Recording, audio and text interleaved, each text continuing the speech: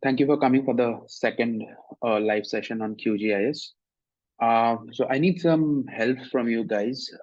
Could anyone tell me, if anyone can recall what we did in the last session? You can just unmute yourself and let the class know what we did the first session basically, or that's the last session. Anyone? I can try and remember. Sure, Dipesh. Hi, this is Dipesh. Yeah, hi. We imported, I think, like a global population map from, I think, the UN website. No, and it was natural Earth. And then we were trying to see like the fire data from NASA's one of the satellite sort of imageries. And then we were trying to see if we can sort of correlate, I think, population or like fire density with different polygons. I might be confused between the two, but no, that's fine. That's fine. So the one that you said about UN, so it's not UN. We took the political boundaries for the countries from natural Earth, and we took the fire data from NASA, and we quantified the spatial data set, if you guys remember. Anyone else who wants to add? Yes, so this is Professor Gunjan here. Yeah, hi, Professor. Hello? Hello, is I'm available? Hello? Yeah. Yes, fine. Yeah, please go ahead. So last class, we have started with the introductory session on the QGIS softwares that need to carry forward, complete this this course. And then with this introductory exposure regarding these softwares, then the scope and the diversity that need to be added and covered with this introductory remark from your ends. We have started the first installation part, and after installation, the exposure was given that the tool pens, that the browser, how to explore the browsers, and then the layers was added in the browser. We need the data source that was in the vector forms, so that we refer the data source. And then so just one question to you and to the whole class. Professor Kumar said it's with a vector data. So can anyone tell me what's a vector data set?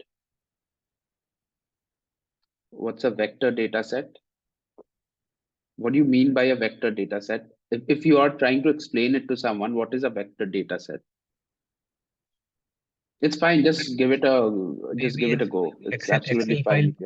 It may be Sorry? a shape file where we can. Yeah, it's a shapefile. It's a shapefile. The format is in the form of a shapefile. But what exactly do you mean by a vector data set? If I say a vector data set, a vector file, what does the word vector mean? Quite vector, literally, if you translate in terms of spatial. Maybe it is an it can Excel be file anything in having terms of latitude and it longitude. can be anything. It's a spatial, temporal. It can be anything.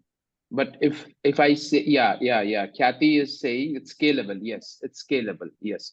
So what Professor Gunjan said, vector data set. By vector data set, do keep in mind every time in QGIS, at least concerning QGIS, every time you guys hear about vector data set, that means that it's scalable, which basically means that you can stretch it. You can stretch it, and no matter how much you stretch it, it's never going to pixelate.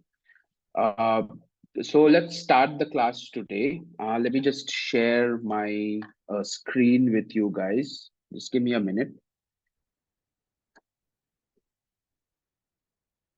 Also, I think on the forum, on the online forum, there were a couple of questions asked. So if you can, whenever you have time, if you can answer that, that'll help us.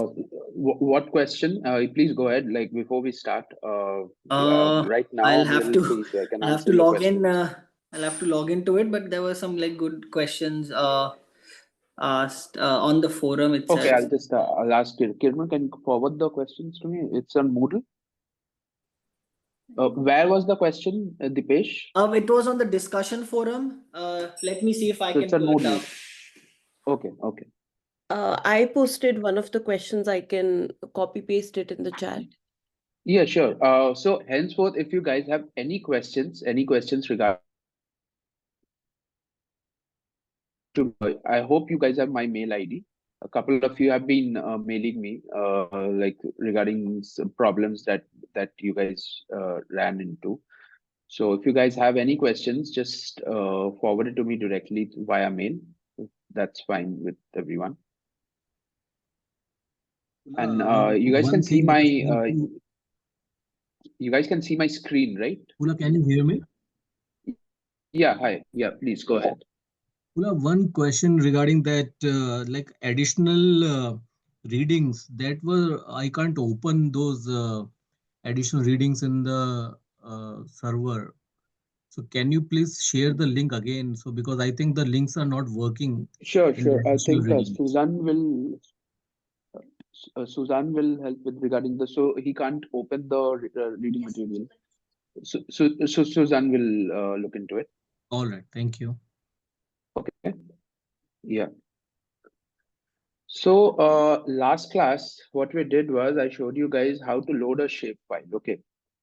And that's one way of loading a shapefile. So let me just open and show you guys again how do we. Let's just refresh what we did last class for everyone to see in case someone missed out. So I go to my browser and then I go to downloads and hopefully, yeah. So this is one way of loading your shapefile, as you can see. I'll show you another way. It's sort of a trick thing. The best, the way you normally should load a shapefile is what I showed you. You go to the browser and you drag and drop it in the layers. Another way of doing it, and it's a trick basically that I learned a couple of months back. You see the coordinate here? You see the coordinate? Just go there and type world. You see, there's another world map in the layers panel. So that's another way you can do it. But it only opens a world map. If you guys are thinking, okay, so I can do it for a country that I want, I don't think that's going to work. So if you want just a world map, if a shapefile of a world map with political boundaries, then this is another way you guys can do it. Okay. Yeah. So, so today what we are going to do is, firstly, I'm going to talk about projections. And why projections are important is, so this is a very flat map of the world, okay? But if you want to see, say, if you just want to see India, right? India from the perspective of India in relation to the world. So India has a projection of its own. What I would like you to show is, so this is a flat world, flat surface. Go here in the projection EPSG 4326, and here's World Robinson. You just hit apply. And see, this is another projection of the world, and it looks way more cleaner than the flat one. Okay, so that helps in the design aspect of it. So there are other uses of projection as well. I won't get into the details of it. But say if you want to just go for the Arctic, just the Arctic region. Okay, so you want a point of view of the Arctic region. So that's where projections come into use. I'm using a plugin. You guys don't have to install it for the time being. I'll just show you guys what is it. What I mean by projections from the point of view of a country or a region. So let me just use this. You guys won't have this plugin, so don't worry. It's not part of the course. I'm just showing you guys an extra step. So I'll just use this plugin. It's called a Build Globe View. And so this one would be, let me see. Let me just hit apply and see what happens.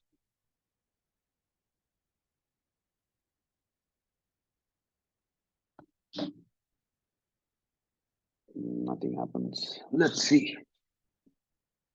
Just give me a minute.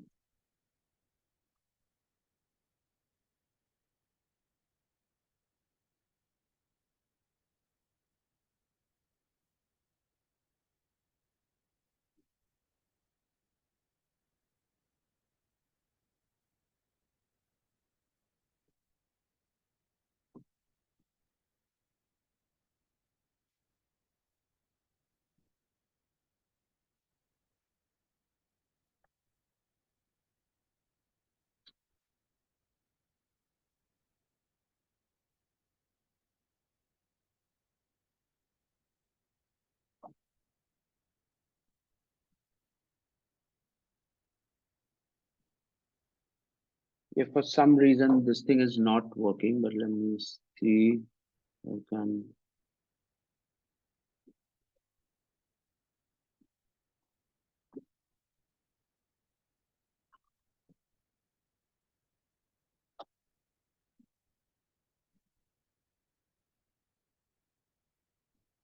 Yeah. So see, this is the Arctic region. Now you have the world that's normally basically it looks like our planet Earth. Normally what we use is a 4326 projection that we were using in last class. This one is the globe, I mean planet Earth basically. And what I meant by projections was what I meant by projection from the point of view of say a region or a country. So I would like just the Arctic region to show up. So that one would be, so this is longitude, I'm guessing. Let me see, let me tweak this.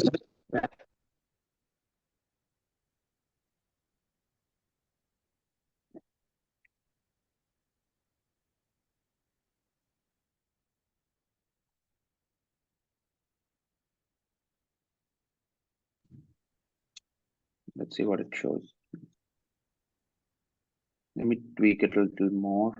Let's see, make it 5.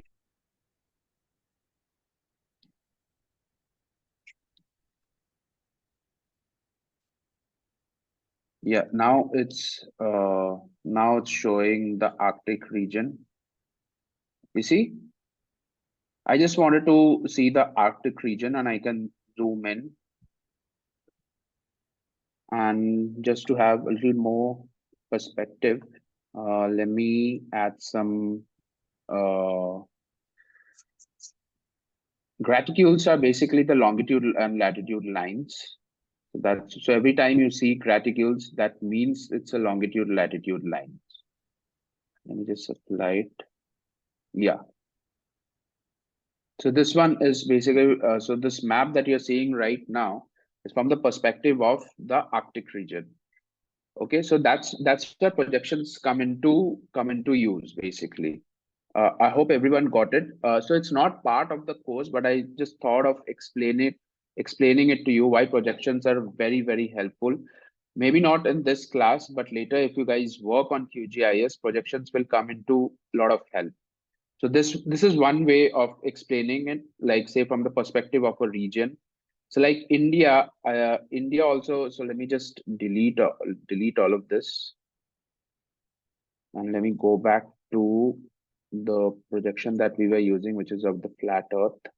And let me bring some map.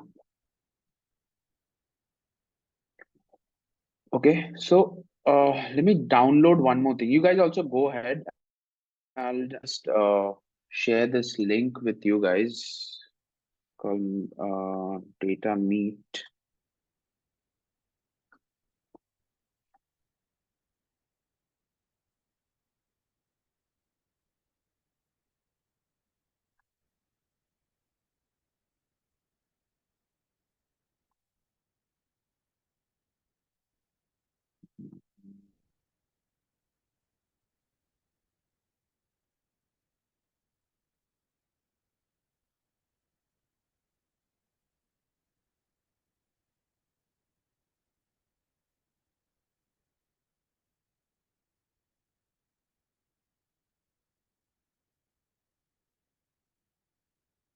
Yeah, I'll just share this link.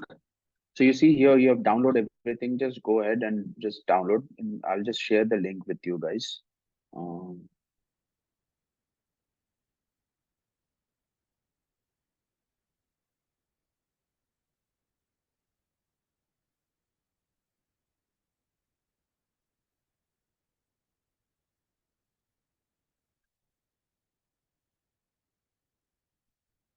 Am I still in the meeting? I'm still in the meeting, right? I can't.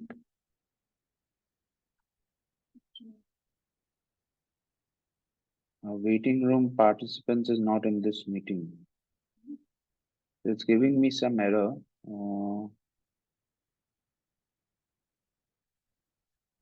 So I can't share the yeah. I don't know what's happening.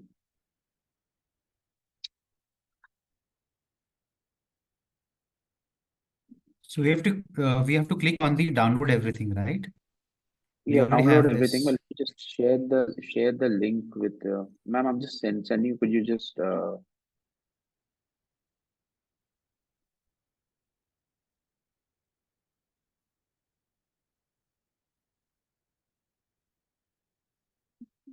hmm.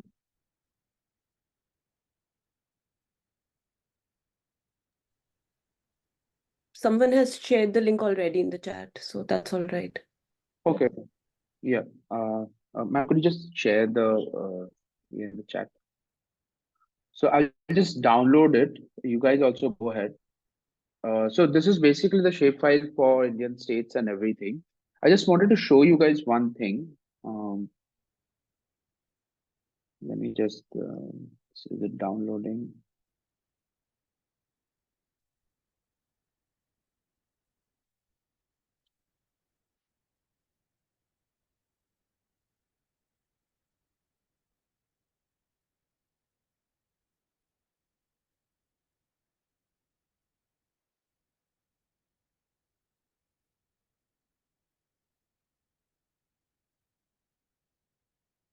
Give it some time.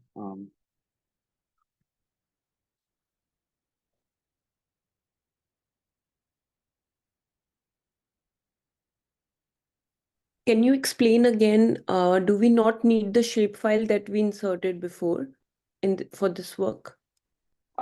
Yeah, so I was talking about projections, and I just wanted to show you guys something. So I thought of actually downloading the shapefile just for India, because normally the projection that we use, it'll have some problem with the natural earth projection. Okay, so it'll get a little distorted. So I thought of just using the shapefile for India just to give you an example.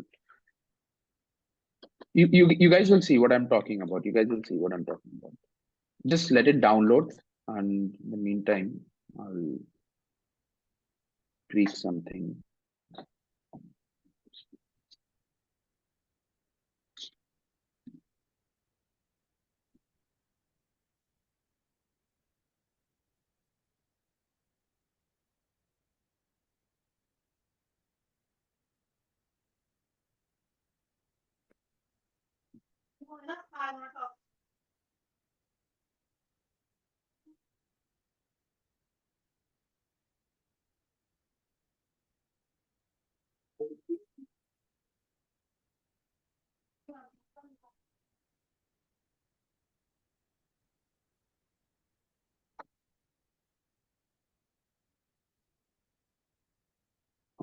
I'm having some issues with the downloading here.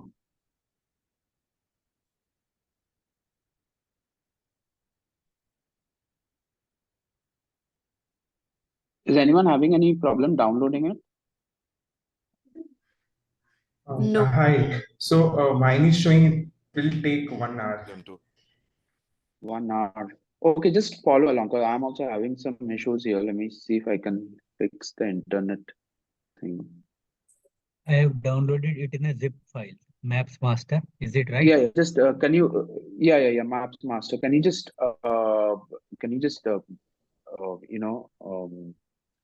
unzip it? Let me Right. let me just bring the let me just get the hard drive myself. I have it in my hard drive. Just give me 1 minute, okay? There's some issue with the internet. You can't download it.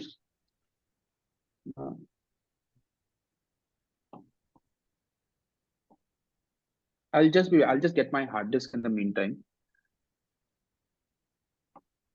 231 MB file.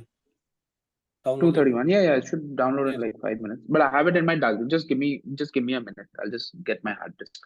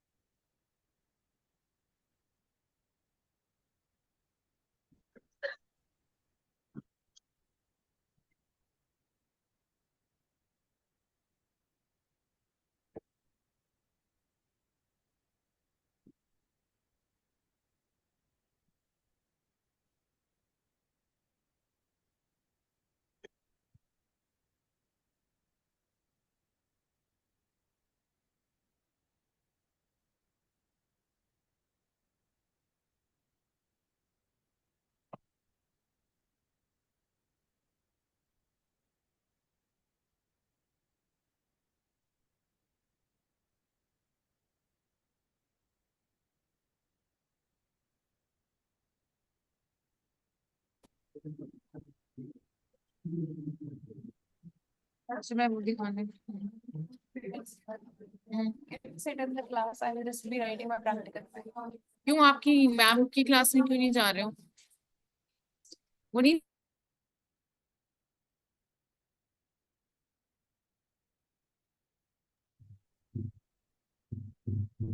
So we have just unzipped the file.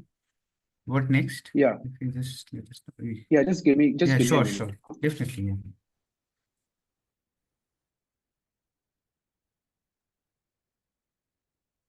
We got countries, districts, divisions like this. Right, Yeah. right. So go to so did you guys unzip it? Yes, sir. Yes, we got districts, okay. divisions, countries. So like there will that. be a file called maps master, right? There'll be a file called maps master. That is a zip folder. Yeah, so just unzip it. Yeah.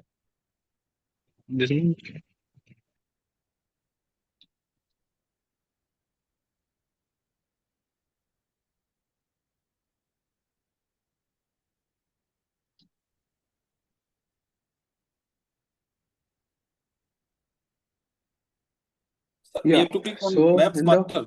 the maps master, so you have all these files, right? Yeah, we got it. Yes.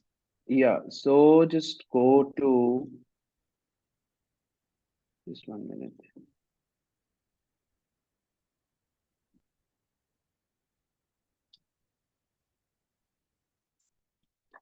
So just go to countries and you have the India composite GeoJSON. Okay, so one good thing that came out of this. So there's another. So we were working on shape files, right? You will see another format called GeoJSON, and it's the same thing. It's the same thing. Like it's not shape file, but it's a vector file again. Okay, so don't be confused if you see an extension like GeoJSON. Okay, so that's another thing that just came up here, and I thought of letting you guys know. So just go ahead and just drag it here like this.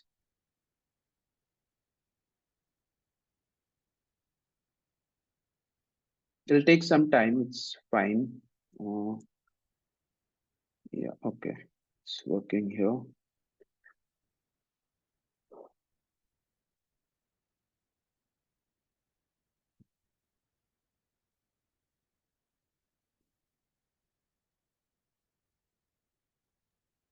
That India Yeah. portion got colored over there. Yeah. So let me just bring it to the center and like zoom it.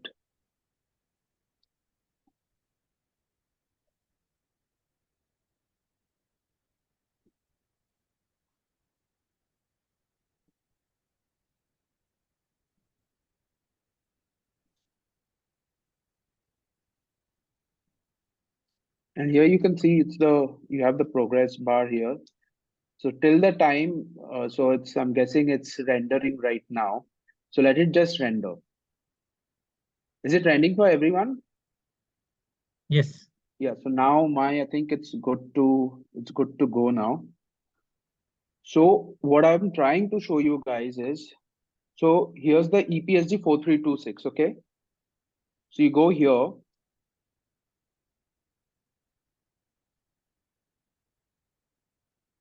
And you go to WGS 84 India NFC LCC.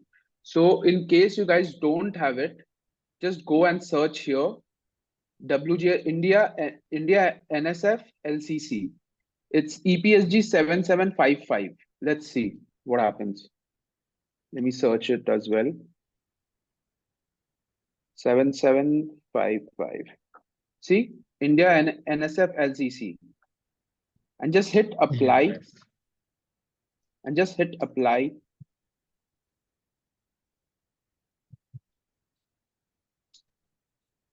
And let me close this.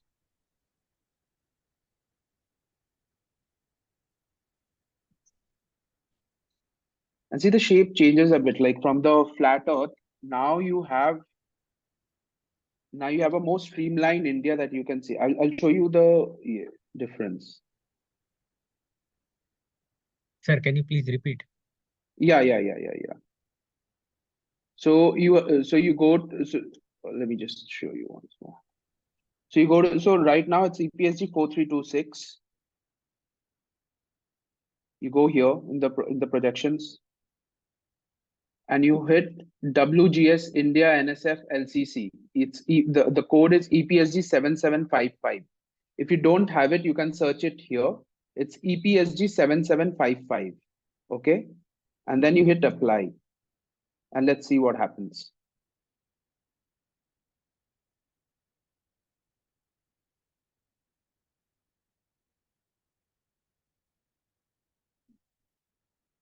Yes. So see the shape. So now you see the shape has changed. Now you can make the difference. I'm not Let me getting just also.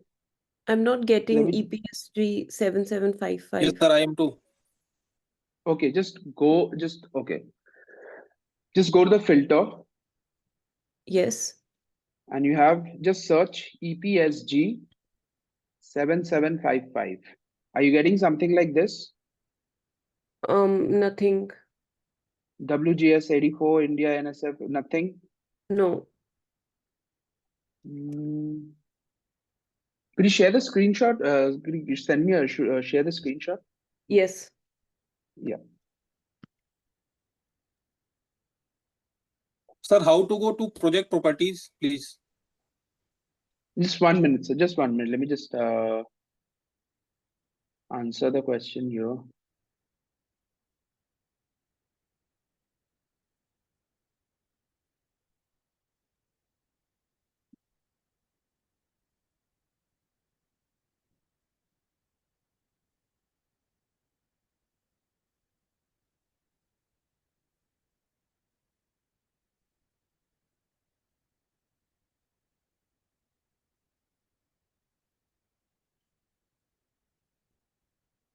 Did you share the screenshot with me? Yes, I'm sharing it.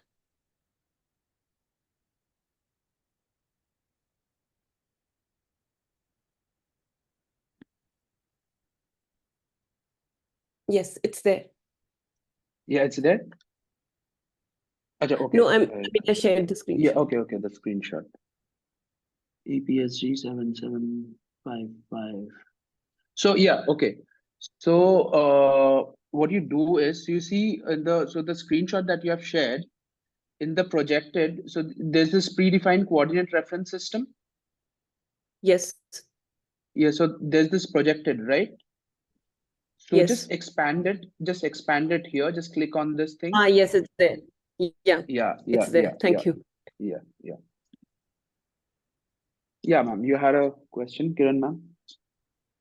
So, the question from someone is saying, can you base for another country Besides India? Sure. Let me just see. Can you just tell me where was the projection? Where did you, how did you hit the projection? Somebody So else? here's this EPSG 7755. No, but how did you get to that? Yeah, so you just go here, you click on this, and then you search EPSG 7755. No, when you say here, where is it? I can't see it on your screen. Here means? Oh, you can't see my screen, ma'am? No, you said I click here. How we are getting this tab means we want to know how we are getting this tab that you are saying from here. You're saying click here. So where do we click? Yeah, so click here is like you have this render, right? Just next to render is the projection thing. Just Okay. next to render. Okay, all right. Okay, thank you. Yeah. Thank you. So someone wants me to show some other country. Let me see what countries do we have. Sorry?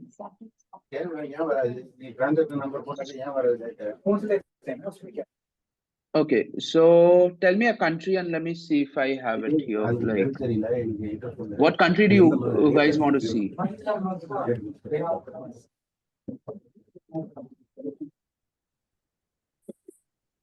Australia? Australia. Okay.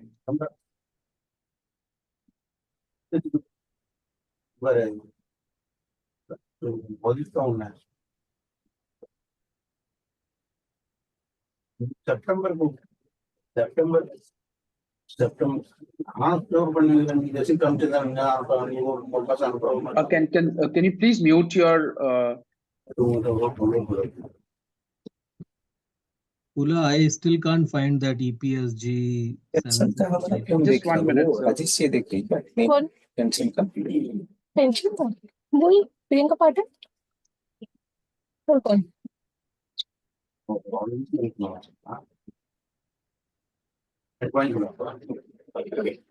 Can someone please mute it?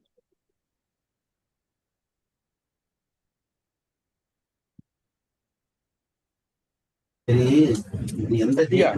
So who was having issues seeing it? So, sir, if you can see, there's this thing called render here, right? Yeah, that I can see. Render. Yeah. So just next to render, sir, you can see this current CRS. Right. Okay, just hit on that. Click on that. Actually, on the screen we are not getting where the cursor is moving. That is the reason. Yeah. Now what? Okay. So if you guys are having any issues, I'll just walk you through this. So in the QGIS interface, so you have the coordinate and everything, right? Below in the interface, you can see this coordinate, scale, magnifier, rotation, render. Yes. Yeah. So next to render is the projection thing called whatever. So right EPSG. now the EPSG 4326. Right. You click on that. Let's see Australia. Someone wanted to see Australia. Right. Let's find if we have anything on Australia. Project. Let me go to projected. No. Australian Antarctic. I haven't used it myself, so let me just try it out as well. So let's see. Let's click on this. Does it show anything? No. So I have to see which projection we can use for Australia. This thing is not working. So it won't work on every shapefile. Let me just see if we have for America. Guys, can you please keep yourself on mute?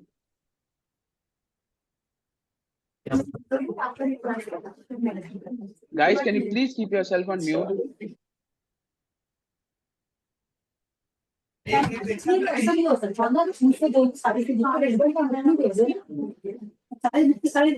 the host needs to mute Can the you please person keep because I yourself don't on think they mute, can please? listen. I think the host needs to mute the person because I don't think they can listen to us. Yes, I will request if you can just mute everyone. That would be much better. Now could you please mute everyone?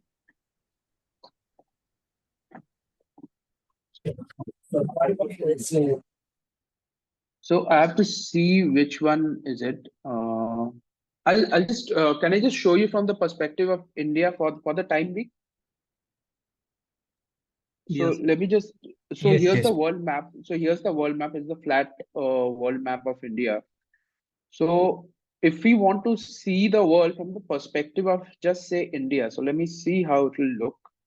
Probably there are high chances that will get distorted a little bit, but you'll get an idea what I'm talking about. So let me just select India NSF LCC and hit apply. And let's see what happens. Yeah, it's getting a little distorted, but that's the issue with it. No, it's not fixing. But you can see, like, keeping all this aside, you can see like how the world, like how India is at the center now and everything is moving around India. Right? So that's what I wanted to focus, but let's see if we can fix it in any way. Let's see if we can do something for UTM. How did we get the world map in there? So world map is it's the shapefile for it's the shapefile from natural earth only. So you can just type world in the coordinates and it'll come. It will come.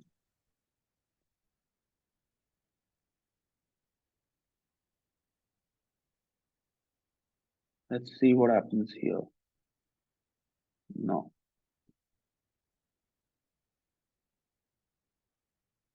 See, so the shapefile is getting distorted here.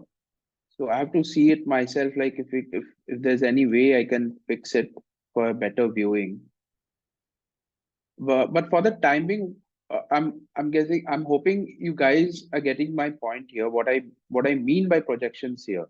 So normally, so if I see world natural earth, you see the projection again changes.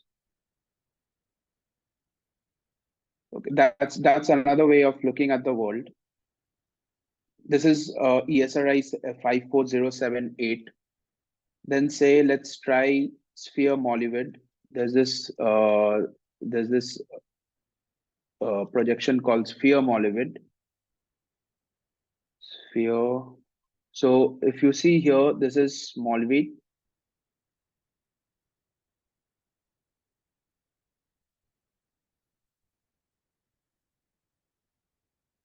So every time that we have to see the project properties of CSR, we have to click on the this EPSG file every time. This click. So every projection, sir, has its code. Okay. So here's Okay. this World Natural Earth, which is ESRI 54078.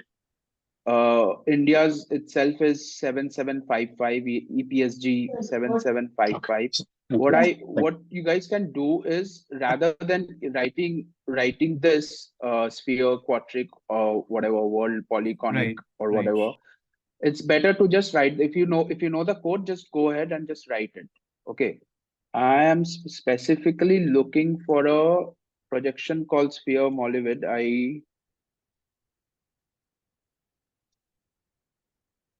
Projected. Let me see if it's there. Yeah.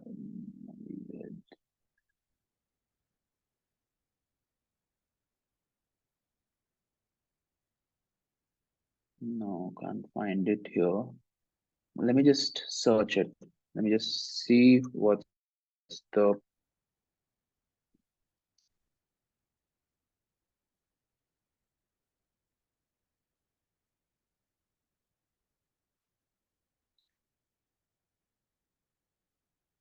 ESRI 53009. So let me see 53009.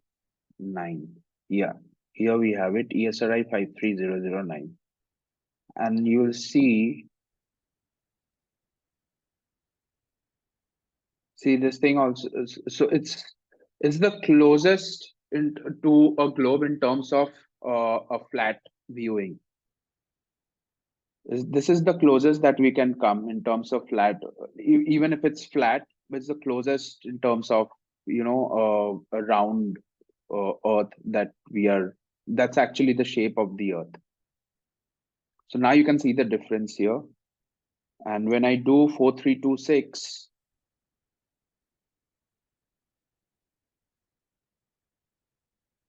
WGS 844326, the original projection that we have been using, see? Now you can see the difference, what I mean.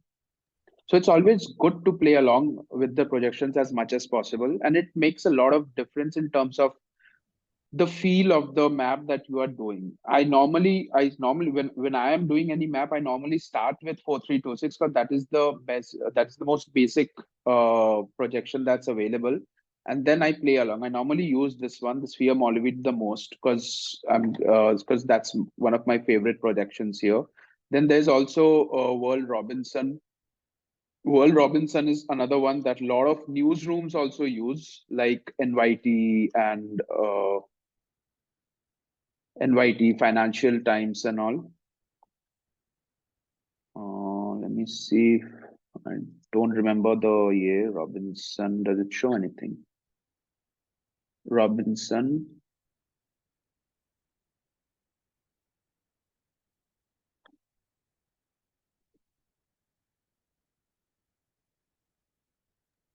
Is this only for visual appeal, or sometimes it's visual, and sometimes when, say, like you are working with the polar regions, say you're working with the polar regions, and if you want to show something this is happening here, right? So a flat earth won't do. A flat earth won't do. What I mean is, I'll show you a map of something that I did.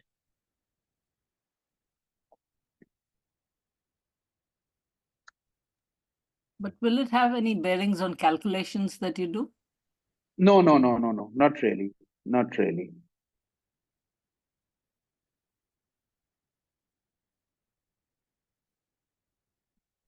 So you see here,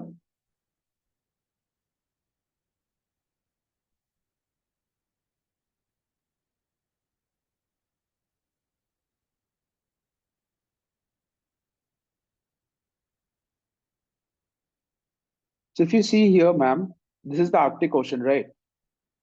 And if I had to show the warming around the Arctic Ocean in the Arctic region, it's better to use a projection like this, which focuses just on this region, compared to a projection like this, which doesn't show the whole picture. So a lot of time projections come into play depending on what you want to show. Most of the time, the flat earth would suffice. But sometimes if you want the details of what you're trying to show, then you need the projection. And it's always a very good practice to play along with the projections. Apart from the visual feel of it, of course, like the visual feel, it makes it 1,000 times better. I feel so. But also at times what your story needs, what you're trying to say. Okay, thanks. Yeah. Are people getting confused here, like what I'm trying to talk about? I mean, why it's needed, the projection thing? You guys can, if you guys have any doubt, please let me know. I thought of including this because that's like, the more you work on QGIS, the more projections will come into play. If you're working, if you're a researcher and you're just working on a country, then it's fine. Then a projection won't make much of a difference. But say if you're doing a warming story, there are high chances that you will do a story on, say, the Arctic region, the polar regions. It could be Antarctica, could be the Arctic region. So that's when projections come into play. a lot of times, like we have seen the El Nino map. I hope you guys know what's El Nino. If you guys don't, I would like you guys to search it up. But for the time being, there's this one very famous map of El Nino. And every time we, we use an El Nino map,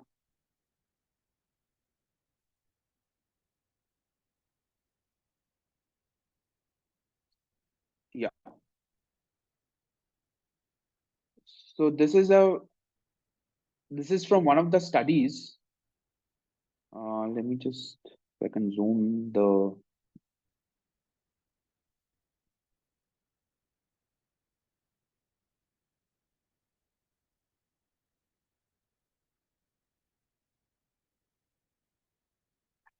Yeah, so you can see the map here. Yeah, but they have flipped the projection here. So normally you have the Americas on the west and the Africa on the east, but they have flipped this map. Why they have flipped this map is because they want to show what's happening in the Pacific area. And if you want to see the Pacific region, like here, it's not possible because the Pacific area, the Pacific region ends here, but it's also here. So they wanted a composite, just a composite picture of the Pacific region in itself, right? So that's why they flipped the projection. So that's where projections come into play.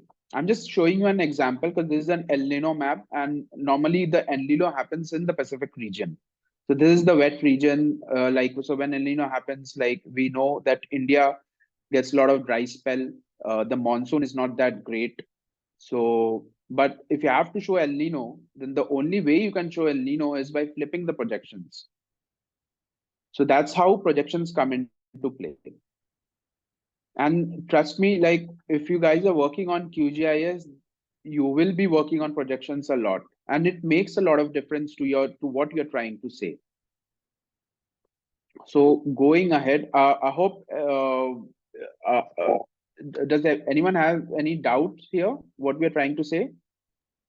No, not on that, but just generally, is there a place where we can find all the projections to know which we want to use for a particular study?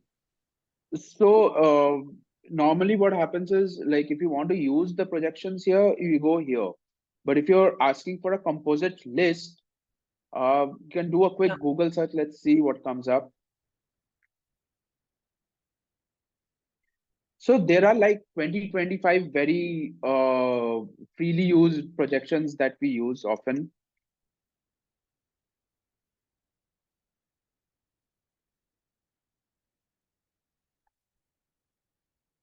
So here's a wiki article on here, list of map projections that you can go and check it out yourself. There's also NASA's Goddard Institute. I think this one is also very good. This has a composite list. So these are the materials that you can use. So here you have the projection name and everything. So this is a very good list, I would say, that you can refer to. So I'll share the link here.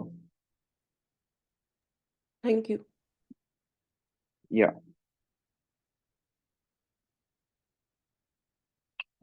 So for some reason I can't share it. Yeah, I'm going to the chat and it's not there. Waiting room participant is not in this meeting. What is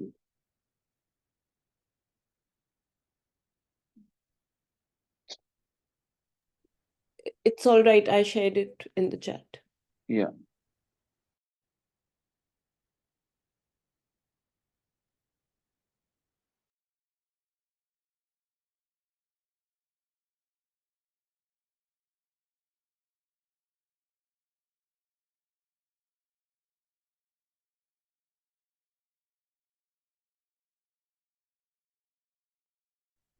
Guys, can you hear me now? Yes, we can hear you. Yeah. Okay. So let's now go ahead with what we did yesterday, the last class. So let me just also change the projection. We will use the World Robinson for now.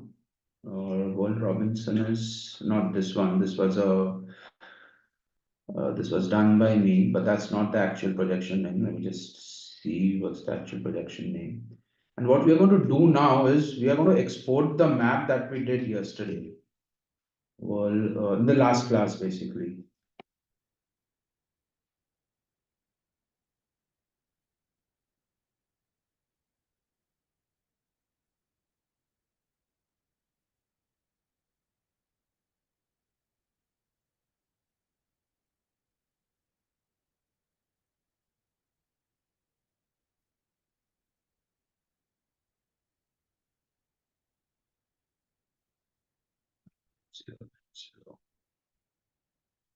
So you guys go ahead and search this one, ESRI 54030.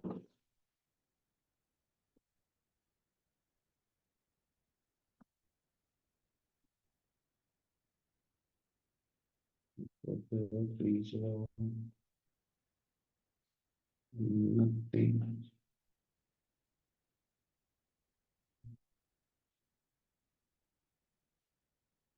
Did you guys find anything? Does it show does it show World Robinson? Yes, Kula, I can see it. Robinson, World Yeah, Robinson. 54030. So just apply. Yeah, and now what we are going to do is we're going to export. So let me just bring back the layers. Okay, so remember the counting that we did. So just go ahead. So let me bring back the data, the fire count data. What we are going to do here, just walk you through what right now. What we are going to do is we're going to load the fire count data again, and we're going to redo those steps where we do the counting country wise. Okay, and then we are going to export the map. So just go ahead to this delimited layer, file name.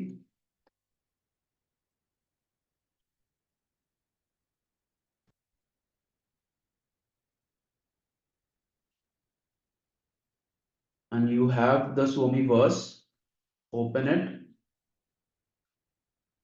and add.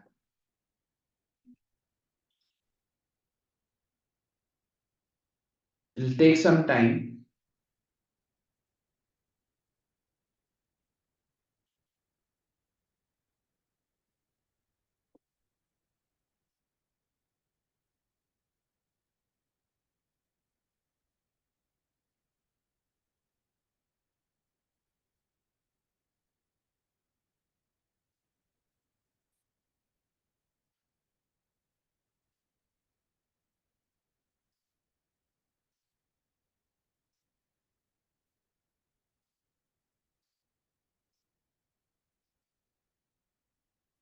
And I'm going to change it a little, but it's fine. We won't exactly export the polygons here. What I'll do is I'll go to processing and I'll go to toolbar. Let me just see if it can just count like this. You go to vector analysis tool and count points in a polygon.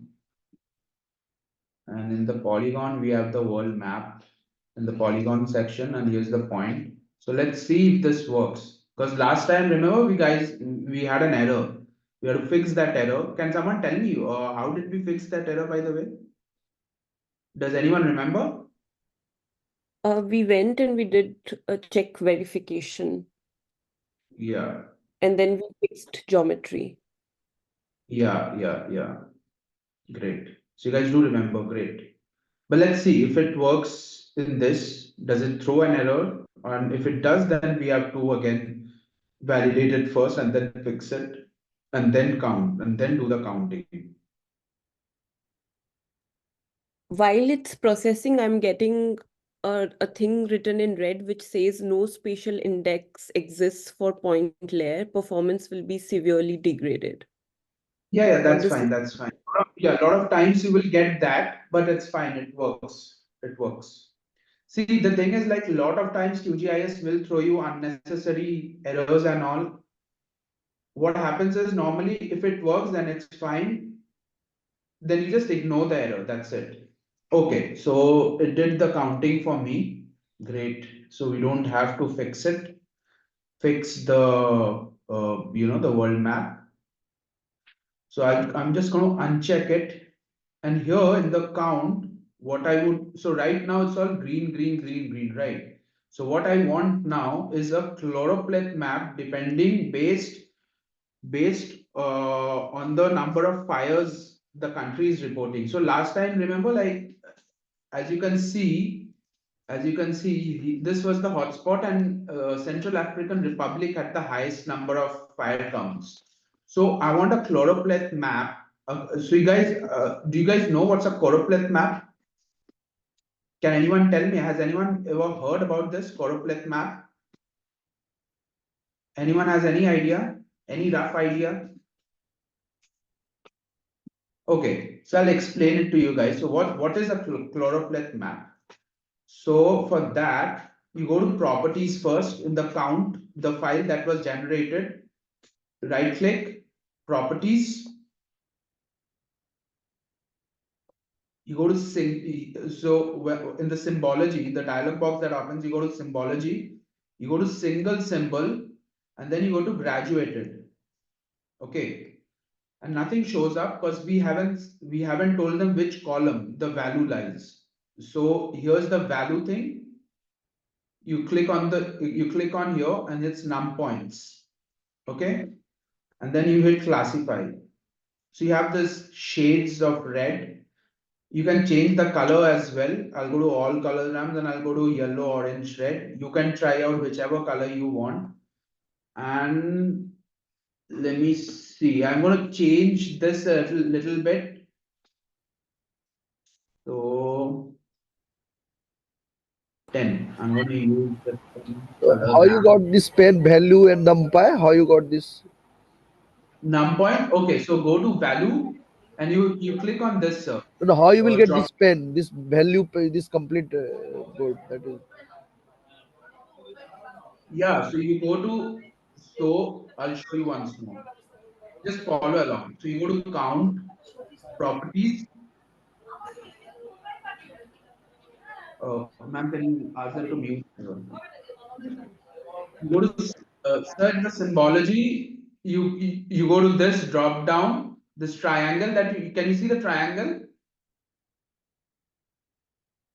Yes, Hello? yes. Yes, yes. Yeah. So you click on this, sir, and then you go to graduated. Okay?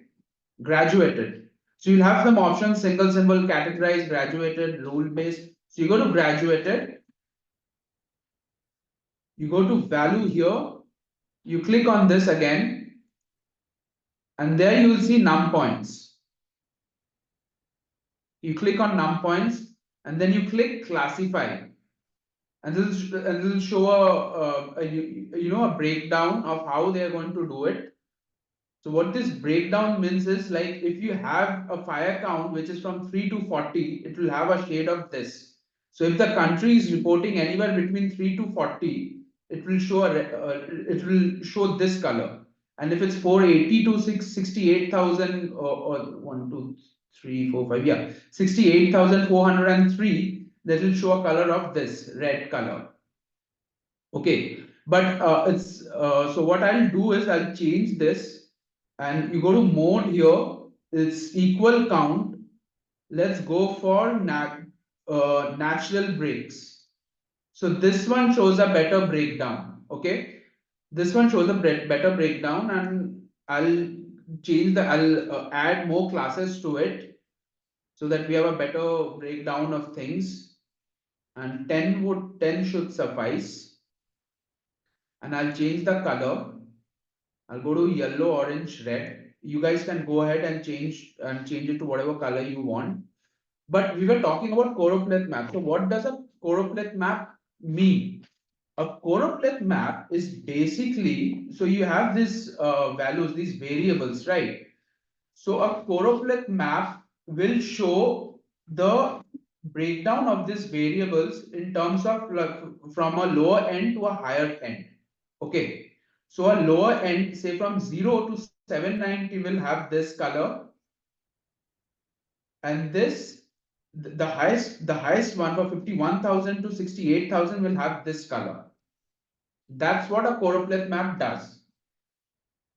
Now you getting my anyone has any questions? What a choropleth map means? No, it's fine. It's really very easy to understand. Yeah. Thank you. Okay. I'll just click apply and let's see what happens. Now here. You see? And it really shows. Now if I hit this, see the hotspot was here and it shows in the choropleth map as well. The distribution. What I mean was the distribution of the variable. And the variable we are doing here is the fire count. We are doing the fire count variable. Okay. As you can see, this one has so these things.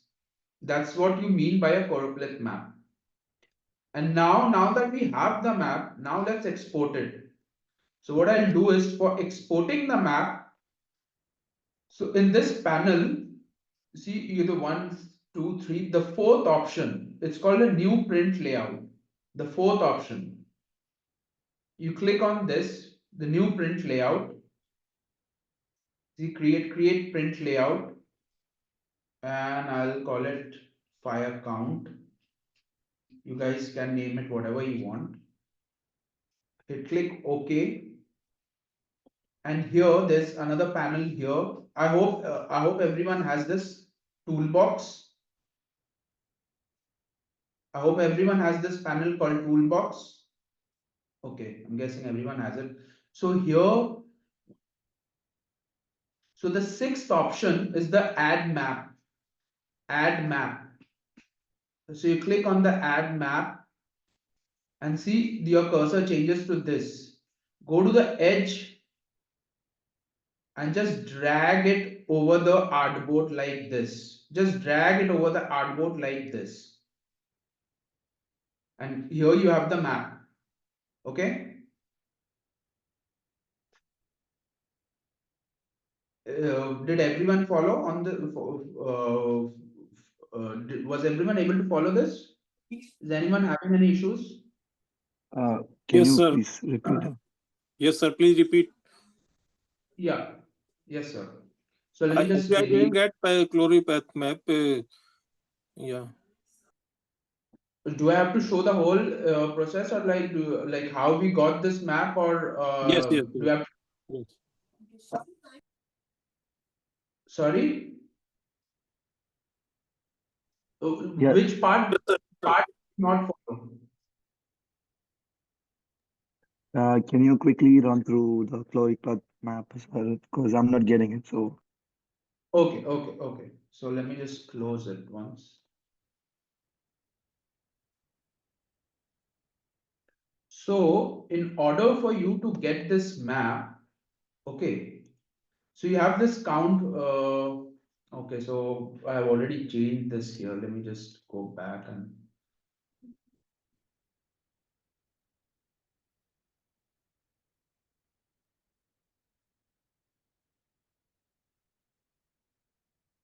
So here you have the count map, sir. Okay, right click on this, properties, click on this properties. You have this in the symbology, you have this single symbol. You go here, there's this triangle, just click on the triangle. And every time you come across this triangle, that means you have to expand it. You click on this and then you go to graduated. Here's the value. You again click on this and you have num points. You go to classify and it'll show you this breakdown. What I want is natural breaks. That gives us a better breakdown of the variables. And then I'll add a couple of more classes. I'll have like 10 classes. And I'll change the color. Here's the color ramp. I'll change the color to. Sir, while I am clicking on classes, the symbols are not seen. Sorry? While I am clicking on classes, nothing is happening in the box. That is the range mentioned in your GIS. You're telling there are no so if I decrease this, you can't see anything. Just hit on Yeah, class. So I have just the same issue on Windows. It's like it doesn't show the classes. Yes, I have selected 5 classes, but and no classes are from. okay. So just manually type 10. Just manually type 10. Can you see the class field? Can you see the class box? Yes, we need to No, see. I can't see, sir. So you have to look for the classes box. Can you send me a screenshot, sir, please? Yes, yes.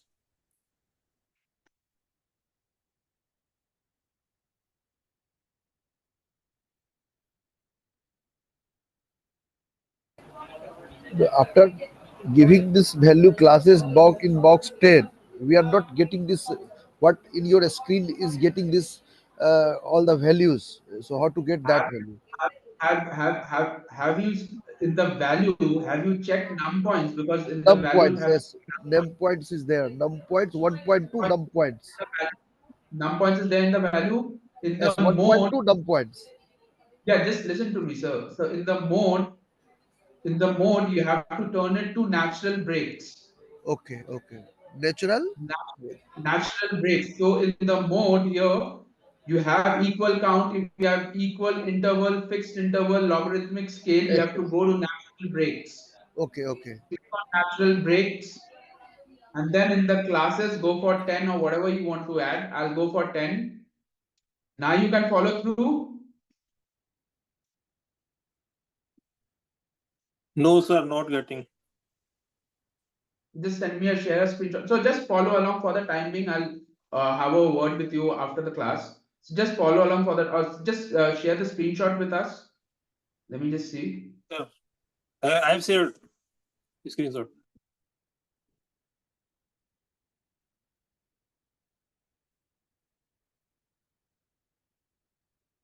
So as I can see, you have to click on classify. Just click on classify. Yes, sir, click. So what happens? Nothing, sir.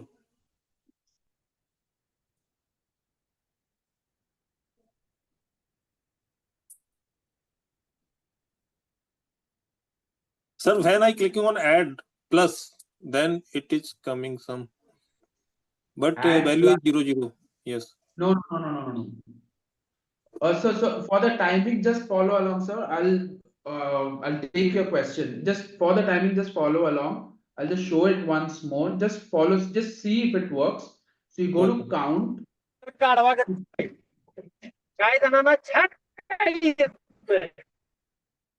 Can you please mute yourself, sir? You go to count properties in symbology, single symbol, go to graduated. In the value, you check for num points. Then you hit classify. Once you hit classify, then it's going to show the breakdown of the variables. I want a natural break, and in the classes I'll change it to 10, and I'll change the color to yellow, orange, and red, and I'll apply. Okay. So this is the map that it generates. Now how to print? So you go to new print layout here. This is the fourth option on top. I'll change it to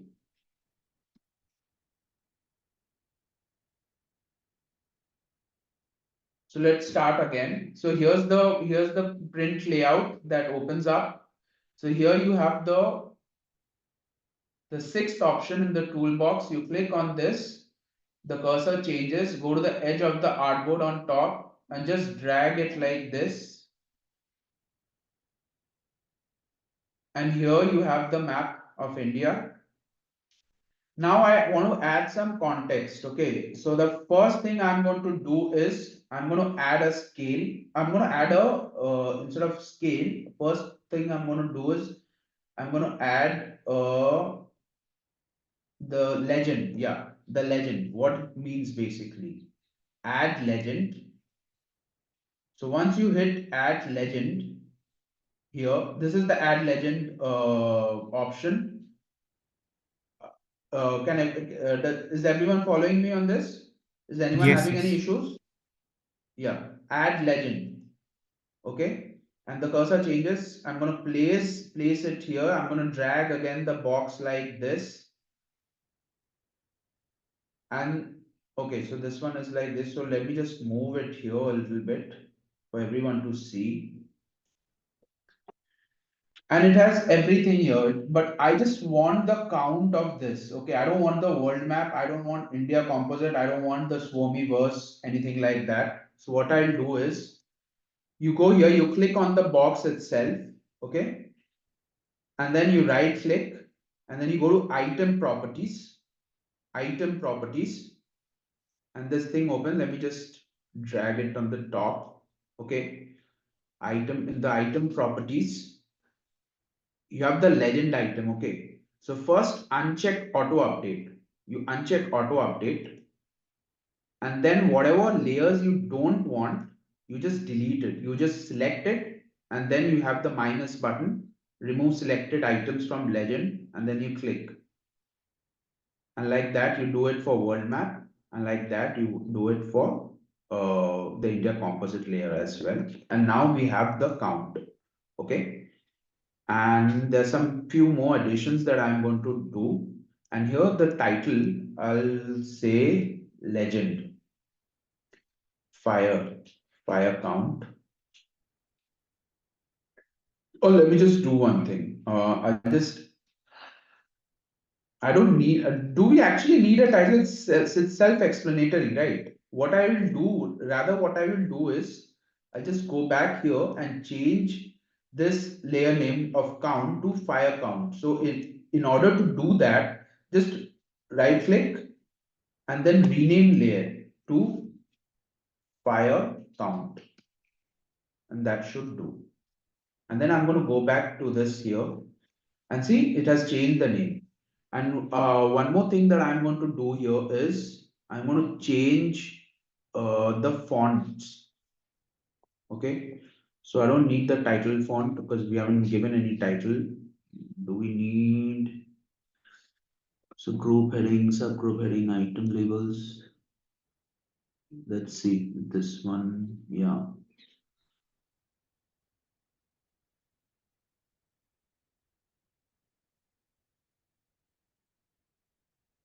Yeah, courier, style, regular.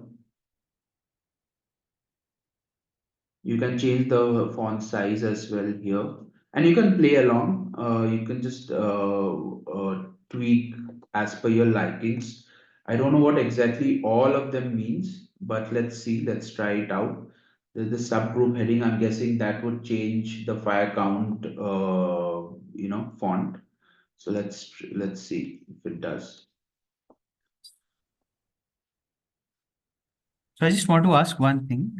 Can we make this data as in vertical and horizontal way, both sides, like this I this have to fire say, count data? It's a very good question, but I have to see it myself. If we can change the dimension of it from a vertical to a horizontal one, I have to see it myself. But I'm guessing, so what's happening here is, if you see in this file here, it's like this, right? It's Right. like this. So QGIS is automatically taking what's there in the layer itself. There Okay. might be some tweak, I don't know for sure, so I have to see it myself as well. But that's a good question. Let me see if we can do that. But so legend is fine. Legend is good मैं to तो class कर go. रहा हूँ, घर आ गया.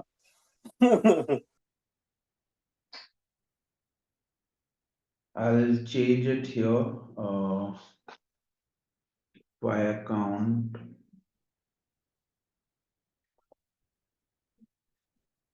Yeah. Also, you can change the background. See, so you see, you want. So what's happening here? If I so all the islands are missing, right? because it has a background color of white. If you uncheck it, then you can see the year. So you can change that as well. One more thing I'm going to do here is I'm going to add a scale. Add a scale bar. You can come here, just right after the legend, you have the add scale bar, and the scale bar I'm going to do it here. Just drag it again like I showed you guys. And nothing shows up because the scale bar is in meters. What I would like you guys to do is just do a map units. Change it to map units. And see, now you have the scale as well. And I would add the source, and it's always a good practice to add your sources. So let me see, there's the add label here. Yeah, I'll delete it. So here's the add label. There's this T, which means the add label. I'm going to go ahead and I'm going to add something. Source would be NASA Suomi SNPP and natural earth. And I'm going to change the font a little bit. So here's the font. I'll go with ITC. You guys can go ahead with whatever font you guys want.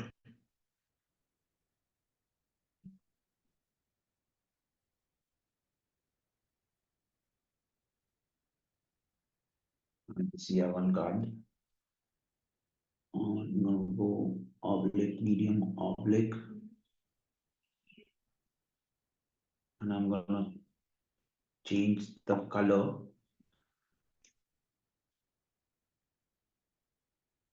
to this.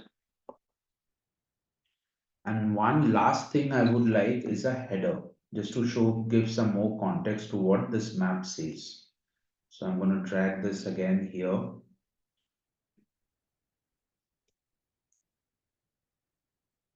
Again, I'm going to go here to the title, main properties. And what does the map say? So what is that one thing that you guys can take out from this map? What's that one story that's coming to your mind? Anyone?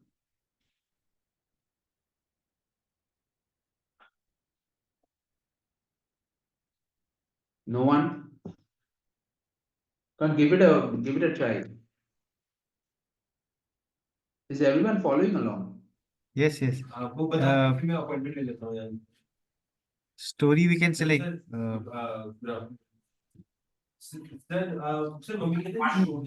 One that you can take from this.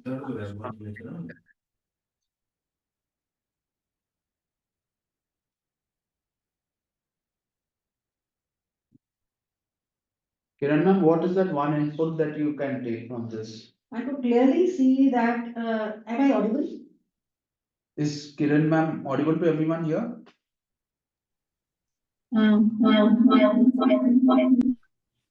Yes. Yeah. So, am I audible now? Yes. Yes, ma'am. Oh, okay. So what I can clearly see is that, well, Australia is definitely prone to fire, to fires. Besides Australia, Africa is also burning. Yeah. I could clearly see Central Africa. Yes. Africa. And what I could see, there are 3 dark shades of red in this. That means in Central Africa, there are 3 countries which have the maximum number of fire points. Okay. So as the larger message could be that as of now, okay, or probably in the last 1 week, I think the data was for the last 1 week. Last one. Yes, in last 1 week. So two continents are burning, okay, which is Australia and Africa. And within Africa, there are 3 countries which are the hotspots of forest fires. If you are assuming that these are forest fires, it is an assumption. Otherwise, instead of forest fire, we are going to say fire activity. Yes, fire because we don't know if it's forest fire or stubble fire or Or we can say planet on fire. fire. Yeah, I mean, whatever header you want to give, I'll keep it safe because we don't know if it's stubble fire or forest fire or fire from industrial complex or anything like that. But what we do know is these are fires and these are fire activities that we can see. So, and Africa is definitely hotspot of fire Africa, the activities. biggest hotspot. Yes. Okay. And even Australia. And that also gives me another message. If Australia is another hotspot, okay, there may be several reasons behind it. So I can further investigate. Yes. Okay, I would like to see the data on temperature for the continent, maybe. Okay. Yes. If I want to further do the investigation. So as a researcher, I have to have those question points in my mind, you know, as I frame the question, when I see the maps, I get more and more questions. Okay, and that's what it's all about. Yeah. Okay. Right. So I'm going to give a header to it. So that gives us more context. Because the idea is not just learning how to use this. To how to use so you need to also have ideas, yeah. you know. Okay, how to further contextualize what you want to say. The map has to have a meaning. Okay, that meaning, okay, the numbers are, the shades are showing the meaning, you know, the shades do indicate something. But when you communicate something, that's how your story becomes more different from others. Okay. For example, I am a researcher from Global South. I want to talk about Global South region on the whole. I'll talk about Africa. Yeah. And then, of course, India also is no less. If you see, India is shaded orange. The other dark shade of India is also orange. So you can tweak here if you're not very happy with the aligning and all, you can do the tweaking here. The biggest hotspot. Let's see, I'll give some, so now it works. So I think our map is good to go. I'll just do some tweaking. So just, it's always a very good idea to always, play around and just tweak around things. So that's how I learn a lot of things. And so one thing is no one will be able to teach you everything about QGIS because that's humanly not possible because there are so many features and I'm always learning myself. And I do that by always tweaking things, just being a little curious about things. And you have to show that curiosity. No matter how much you can go through tutorials and everything, and there will be people who will be teaching you, but even then, no one will be able to teach you the whole thing. It all boils down to how much curious you are to learn a software. Just to simplify, Pulaha began by talking about projections, okay? So I could sense that many of us are not clear about projections, the context of it, okay? Yeah. So don't worry about that at all. I'm telling you as a beginner, just ignore that concept for the time being. But it's always good to know what a projection means. Yes, it's good to know the concept, but don't get confused, you know. So don't think that well, I'm not aware of this thing. Aware of this. Yes. Neither was I. But once I started, so with the projection thing, why I wanted to introduce you guys is if we could have just exported the world map on a flat surface, which is an EPSG 4326, but we are not. We are going that extra step, and we are actually exporting a world Robinson projection. And what happens is the more you do all this thing, the more you're going to learn. And projection is one of the basic concepts of QGIS. You will come across projections a lot. Trust me on this. You might not get you might not have got the whole sense of it, what it exactly means and how it helps you. But trust me on this, the more you do on QGIS and the more you work on GIS, projections will play a huge role in it. A huge role. It will change your story.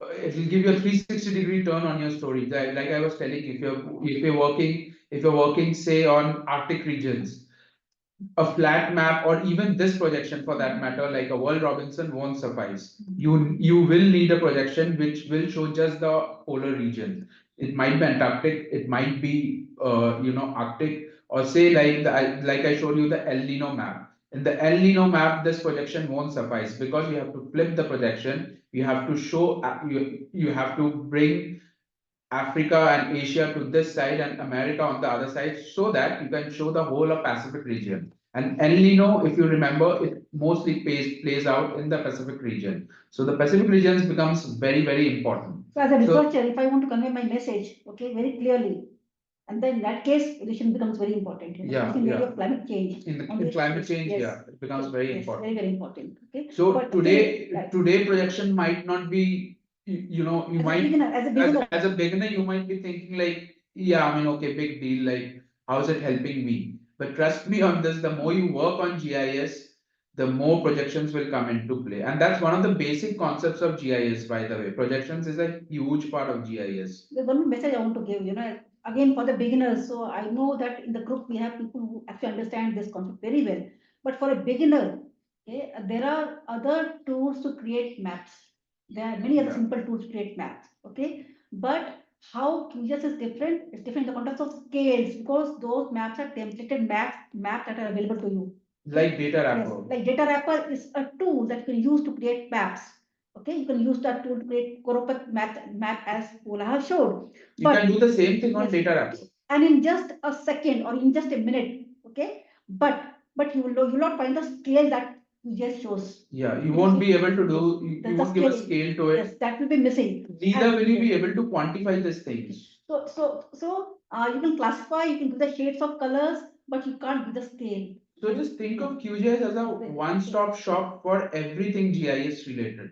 You can quantify things, you can do your own analysis, you can visualize maps, you can do whatever you want. For example, over here, so this is Pulaha, this is Kiran. So I'm a beginner, and I also create maps, but I don't use QGIS because I want to use maps just to create simple stories, not as a researcher, but as a communicator. For me, I use a very simple tool known as data wrapper. Okay. I hope, how many people here know data wrapper? Anyone has any idea? Has anyone worked on data wrapper? Yes or no? No one? No. Okay. So don't worry. That's fine. That's fine. But I'm telling you, there are many other simple tools available. Okay, and I use those tools very often. But I feel that QGIS is the most powerful of the lot. QGIS is the most robust if you are talking about spatial data. Okay, that's why we're talking about QGIS, because as we progress, and this is the new, I think, you find real-time data that you can actually extract and make sense of it. Okay, so therefore there are other tools available, those we can use, but to understand and make sense of spatial data, QGIS is the most robust system that we have, and it's more of it's open source. So if you have money, you can also use ArcGIS, but we're not covering that. And therefore, QGIS is, I think, a very important tool that we all should learn as a beginner if you want to investigate spatial data that's available. Yeah. And when ISR has opened up many, like it's made it available on data, number of parameters, okay, that we all have to make sense of it. And so in India, it's very important. We have African participants. The same concept goes over there, because going forward, you will have access to many more data sets on spatial issues, okay, in spatial format. Okay, and so it's good that we are making a small start by learning to use these kind of data sets. Okay, so there's on one side you have statistical data set, on the other side you have spatial data set, and QGIS can help you investigate the spatial data set that's available. So one last thing is, the one final step that's left is, how do we finally export the map? We have it ready. So how do we export the map? So you go on top of this, you have this option. Okay, right next to this this printer symbol, you have this. You go here, you click on this, and a dialog box opens. And you want to save it, I'll save it in the desktop. You can save it wherever you want. And here's the formats that you can save it in. You can save it in PNG, you can save it in JPEG, you can save it in TIFF. You just hit save. I'll save it in PNG. Just hit save.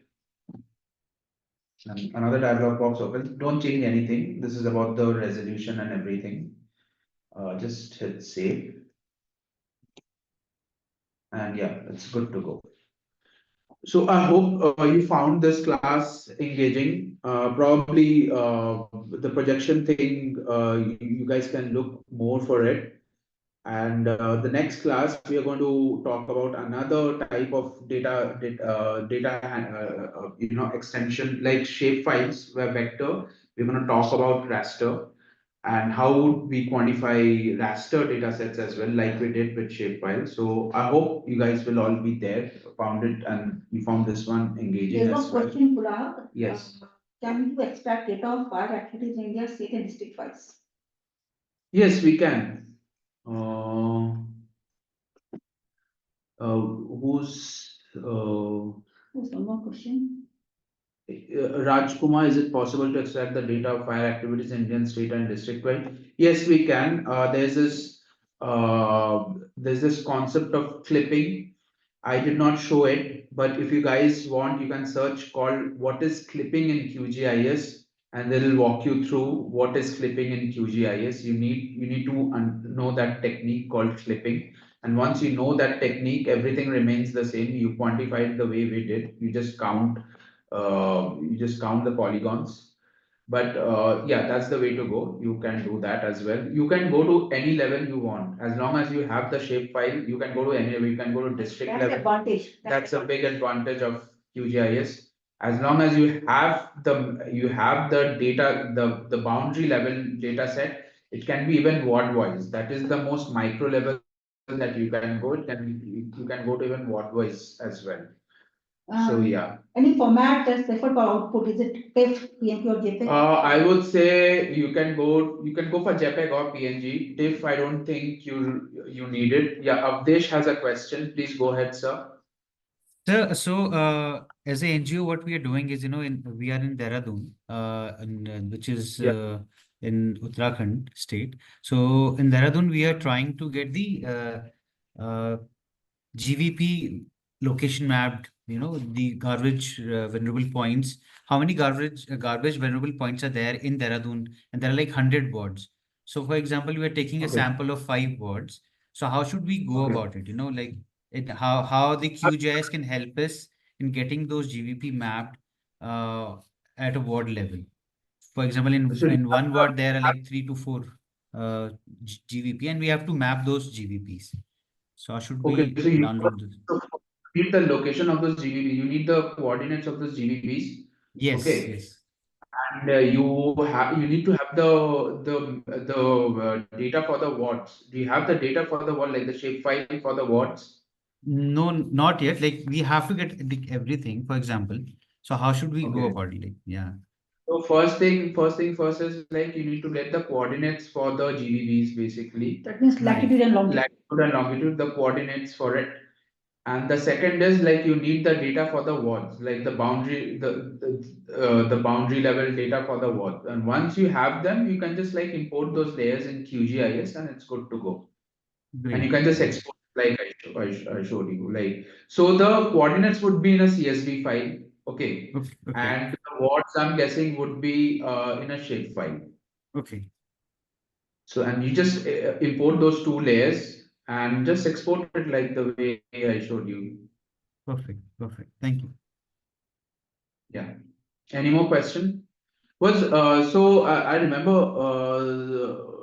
just let me yes Dr. Prajapati, were you able to follow? Were you able to do that classification? No, sir.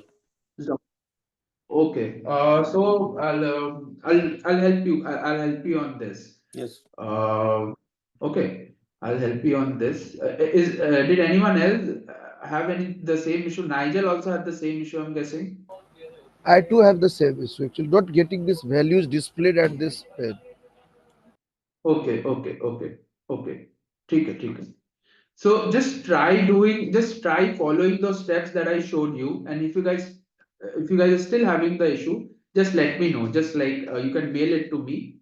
I'll see what I can do. Don't leave the district. Don't leave.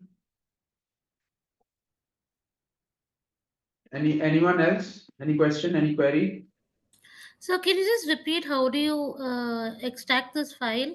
And one more thing, while we close this GIS file, right? How do we save it for whatever we have done today? Yeah. Because you didn't tell us the last week also. Yeah. So one thing is it's very difficult to save all these files. Okay, I'll tell you why. Because a lot of times what happens is if you see you see this thing here? So that means it's a virtual layer. Okay. We don't save it on the computer.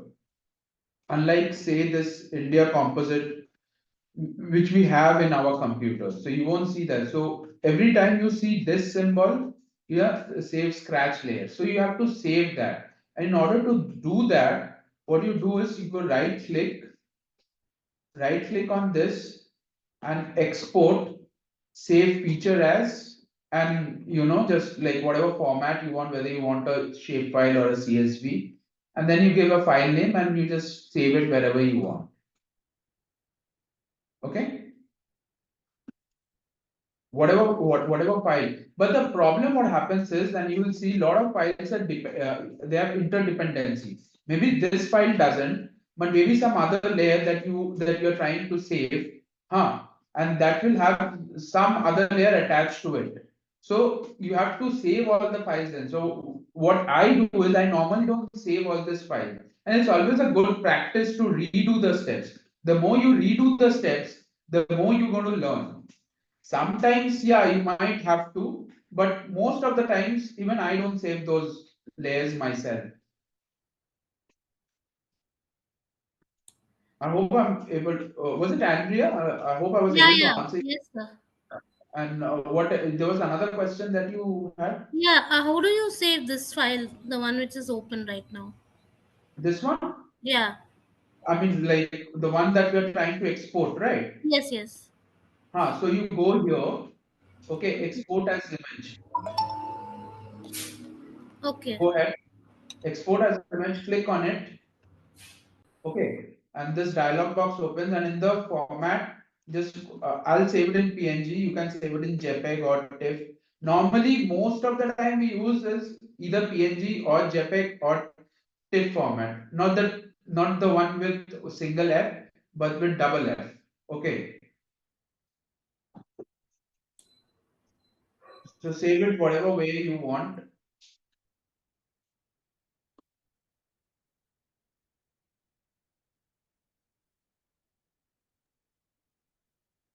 We can't edit it at all. That means every time we have to, if there's a mistake in, say, a spelling or something, we have to recreate everything, is it? Save it as in, sorry, ma'am, I didn't get your. So you've exported it as an image, and then if you realize you've got a spelling error or something like that, you can't go back to the file. Yeah. You have to go back to the file and then you have to do the typing once more. You have to do the whole, you have to create everything again, is it? Not really. Say like if you have a typo here, right? No, So, supposing I've exported the image and I've started writing. Yeah. Then you have to. If you haven't saved all the layers, then you probably have to. Yeah. But like I said, like if you want to save any layer like this one, just if you want to save it as a shape file, and it's better to save this one as a shape file because you can just drag and drop and this thing will open up because the data is already there. If you have to save this shape file, just go here, export, save feature as. Remember like how we saved the CSV file of the count last class? Yes. If you guys remember, yeah, so it's the same basically, the same step. Whether it be CSV or a shapefile, just go here, right click, export, save feature as, and you can. So I hope you found this engaging as well. The last class would be on raster. You guys can search a little bit what is a raster file and everything, and I'll show you guys how to also quantify those, do some basic calculations and everything. Okay. So I have a doubt. Yeah. It's see, I do calculation of green cover and all for my projects. So in India and especially different colleges and all those. For that, I do some projects. So how do I calculate the green cover and all those things? Because I go to the That college and I take pictures and I measure the area of the green cover and exam all those things. So how does this help me? So there are specifically there are data sets which talk about green cover. Okay, so NASA has data sets and order. So you should look for data sets regarding green cover, and I'll show you in the next class how to import, because normally those data sets won't be in a shapefile. Those data set would be in a raster data. Okay, so what happens is I'll show you how to import raster data sets, okay, in the next class. And you already have these kind of data sets as well. So NASA might have it, Copernicus might have it. So you don't have to do any modeling or from your end. And so that's one way to go about it, I would say. Okay, so I usually take the data from the Google Map. So that's why I just asked, how do I do it? So you can let me know next class. I'll take it down. Green. Okay, let me see. Let me just have a look if we can see if we can do green cover data sets, how we can go about it.